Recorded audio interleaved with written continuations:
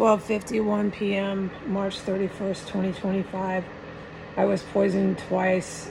The time span was dragged out, was within 15 minutes of their arrival. Loud, yelling Spanish. The whole fucking shit, dude.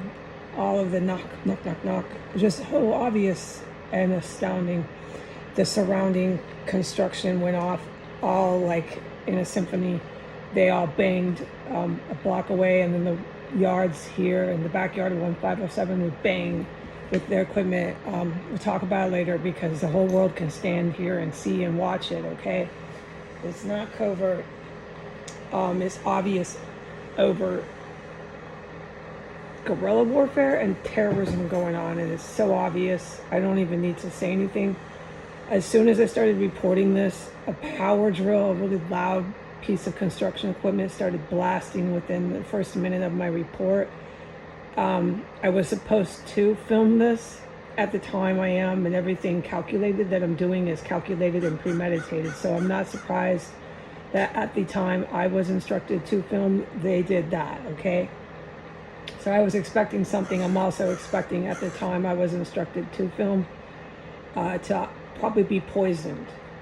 But if not that, then you'll hear the terrorists erupt. But when they were erupting just now, it was the time for it. I can't make ripples beyond permission. My permission was to make a ripple now. Okay, I got to keep this ear really tightly closed in order to think it all. So we were talking about poisoning. Okay, I made the point enough with that. So what I am to say to the good guys is that there's going to be gas, the worst stuff that they've been bringing, but it's going to be 2 times worse than ever before. And they never plan to leave or ever fucking stop. So the gas is going to increase twofold, and it's going to be directed mostly at all of you guys. So I think they figured it out that I don't die from this, but it's obvious attempts on my life. It took, 3 years for them to finally realize that? Because I know they've been using it for 4, and for 3, I've witnessed Mexican drug cartel using it.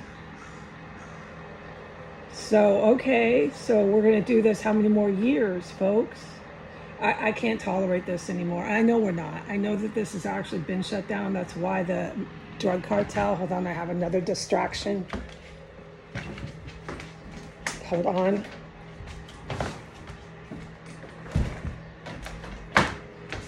Hold on.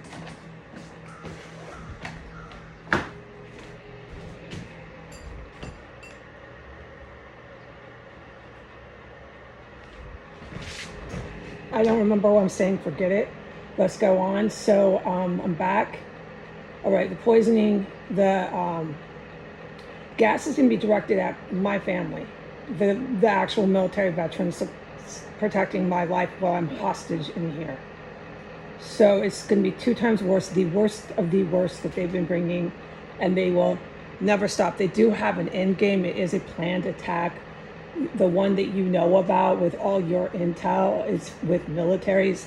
The military of France, the enlisted, uniform wearing, jet possessing military of France is involved with that. France and some other country, but this is your intel. I'm going to get out of it because that will bring immediately these really, really dangerous, religiously driven Muslim terror group that does have a lot of ties to France, and they are French speaking, and they also are around the French speaking areas of Canada. And when they come, I can't come out of my room. They are so fucking dangerous and violent and very, very trained. They're a terror group. You know who I'm talking about. I'm trying to get this a little bit more better for the public.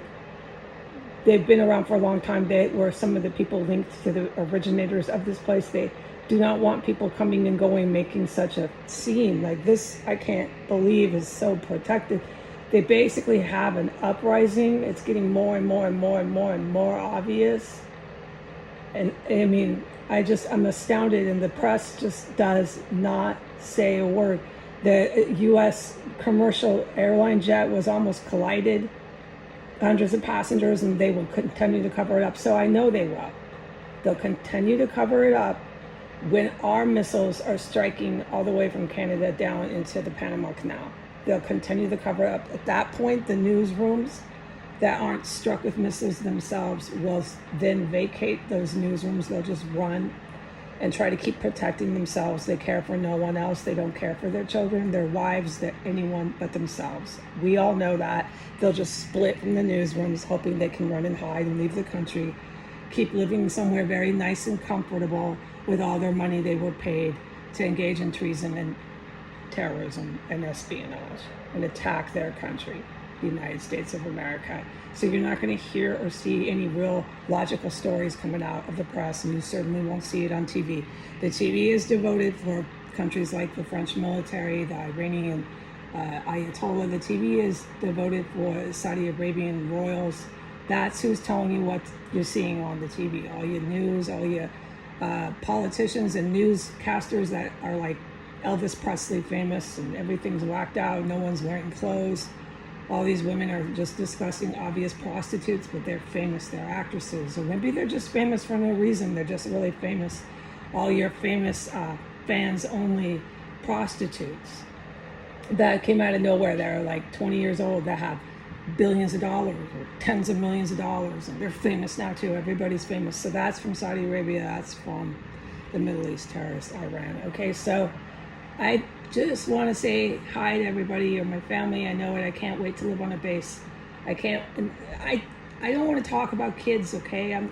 You can see the situation I've been in for 5 years. I'm not in the kid frame of mind. Yeah, we're going to get married. Yeah, it might happen. And that was really amazing that Archangel gave me that movie, because I was like, I'm not trying to think that. I feel irritated by that.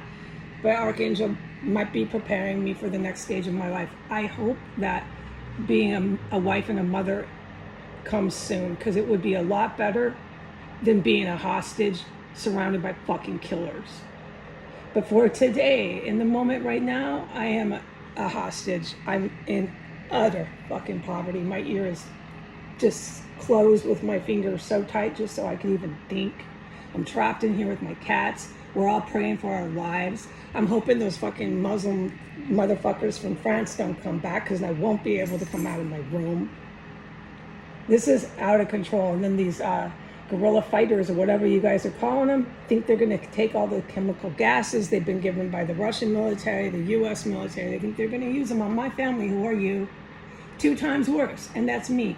And I'm just going to close with that. We've proven I don't die from these gases, but they have no right to keep making attempts on my life so viciously. And I have demonstrated that these gases make me really sick. And I have now gone through up to 30 rolls of toilet paper in less than a month. Like, the amount of toilet paper that I am going through is